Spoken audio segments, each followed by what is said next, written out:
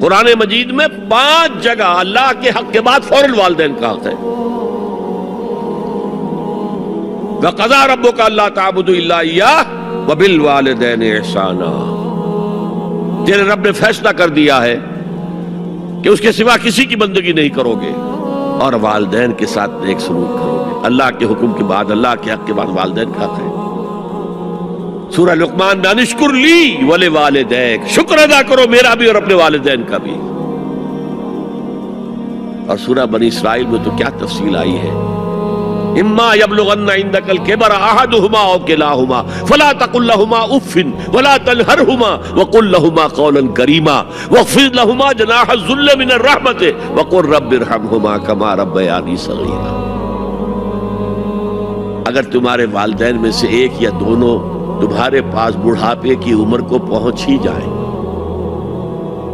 انہیں کبھی اف تک نہ کہنا، دل نہ توڑنا ان کا، چھاتی چوڑی کر کے بات نہ کرنا، ان سے کندھے جھکا کر بات کرنا، ادب سے گفتگو کرنا.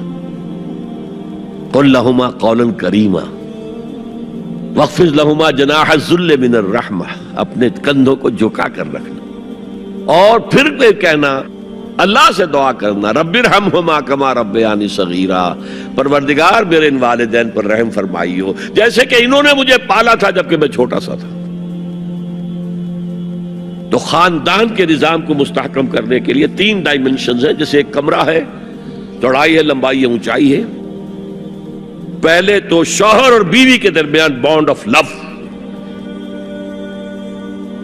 اب یہ شوہر اور بیوی پیرنٹس بن گئے ہیں، والدین بن گئے، اولاد آ گئی. سیکنڈ ڈائمنشن ایڈ ہو گئی، ادب، عزت. اور بہن بھائی ہے، اخوت، جس کو کہ وہ کہہ رہا ہے جی ویلز بھی فریٹرنٹی.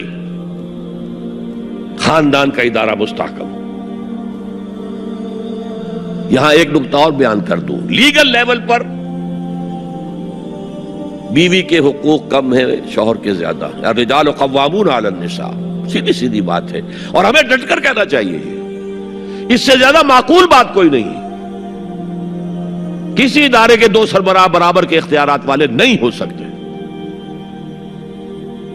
لیکن اخلاقی طور پر جو ماں کا حصہ ہے، باپ کا حصہ اس سے 1/3 ہے. قرآن مجید میں آیا ہے نا، حملتہ امہ وہنا علی وہن وفصالہ فی عامین ان اشکر لی ولوالدیک. اسے اٹھائے رکھا اس کی ماں نے اپنے پیٹ میں، کمزوری پر کمزوری جھیل. کمزوری تو ہو رہی ہے، اس کا خون چوس رہا ہے اندر، جھونک جو ہے وہ چوس رہی ہے خون اس کا. اور سب ماؤں کو تو اتنی نرشمنٹ موجود نہیں ہوتی کہ آپ پریگننسی میں اس کے لیے ضروری نرشمنٹ فراہم کر دیں. وہنن علی وہن، کمزوری پر کمزوری جھیل کر بھی اپنے پیٹ میں اٹھائے رکھا. وفصالہ فی عامین، اور پھر دودھ چھڑانا ہوا 2 سالوں میں. وہ جھونک جو ہے وہ پھر اس کی چھاتیوں سے چمٹ گئی. لہذا اس کا حق 3 گنا زیادہ ہے باپ سے. ایک صحابی حضور سے پوچھتے ہیں، حضور میرے حسن سلوک کا اولین مستحق کون ہے؟ فرمایا تمہاری والدہ. پھر پوچھا ان کے بعد کون؟ پھر کہا تمہاری والدہ. پھر پوچھا ان کے بعد کون؟ پھر کہا تمہاری والدہ. پھر پوچھا ان کے بعد کون؟ تو کہا تمہارے والد. 3 درجے. اور یہ جو فرمایا الجنت تحت اقدام الامہات، جنت تو ماؤں کے قدموں تلے ہے، یہ باپ کے بارے میں تو نہیں فرمایا.